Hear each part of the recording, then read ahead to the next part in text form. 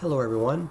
I'm doing this quick little voiceover because the audio is terrible on the day that I'm doing all these throws because of the wind, so that's why I'm going to narrate here. So I've received a lot of advice on Reddit and YouTube in the last month due to my requests for information on improving my form so I can throw better. So I want to explain the process by which I'll be implementing these changes.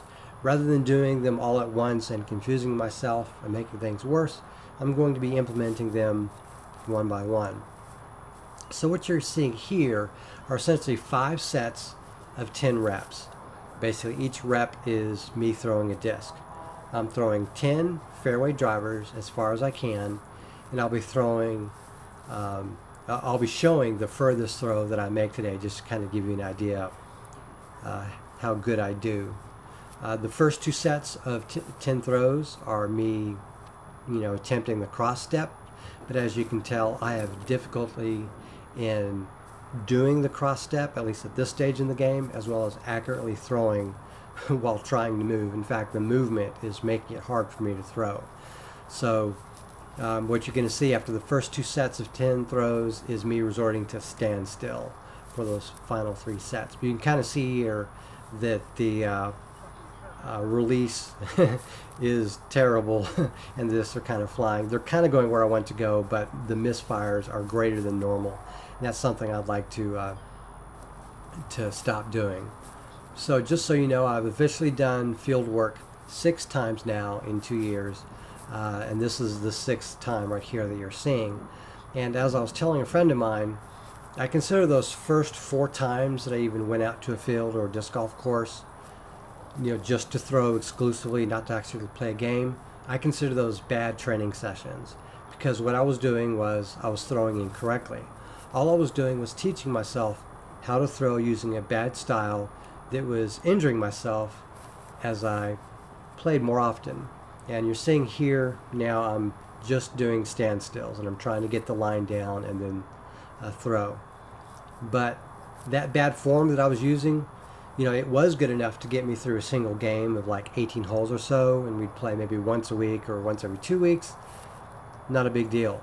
But when I started playing more rounds, more frequently, all I did was injure myself over time.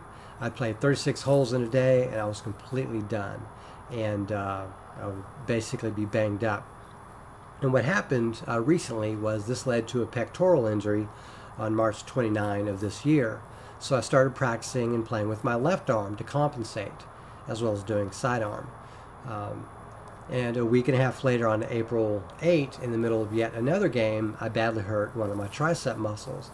So things just started to compound themselves because of my frequency of play and me using bad form. And throughout that 2-week period, from March to April, my shoulder hurt. And it just goes to show that you can play with bad form, and if you don't play too often, you can recover. But if you start playing more frequently, that bad form will start to hurt you over time, and that damage accumulates, and eventually you're dealing with a muscle tear or even something as bad as a rupture, a complete tearing of a muscle that would need surgery to repair. And that's pretty terrifying. So long story short, with the tips that I've received on how to throw, I'm starting with standstill to get the form down. And you're not going to see that much here on camera today, because I'm literally just starting. Because I am actually listening to advice and trying to heed it. But consider all of this stage 1. I'm learning how to throw while standstill using a little bit better throwing form. And I'm trying to get that throwing form down.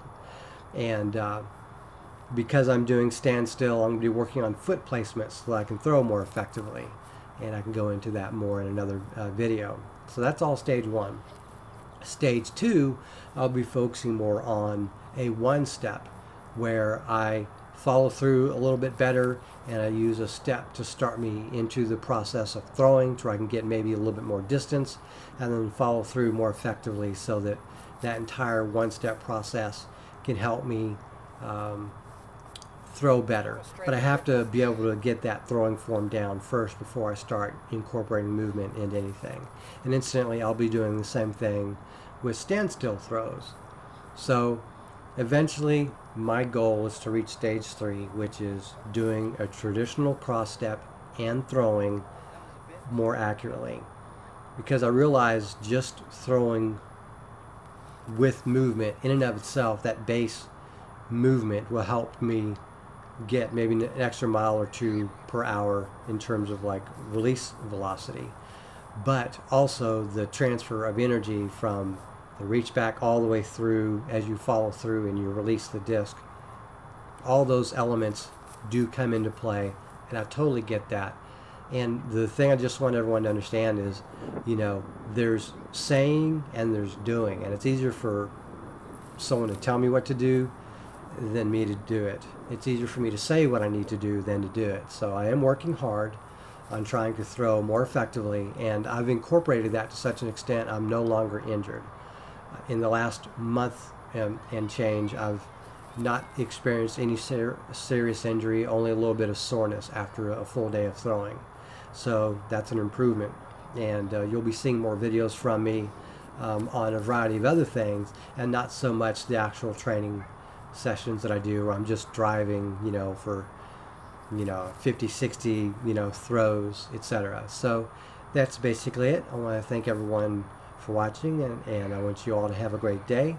And I just want to show you that the furthest throw that I got today was 257 feet, which for me at least is my record. And thank you very much.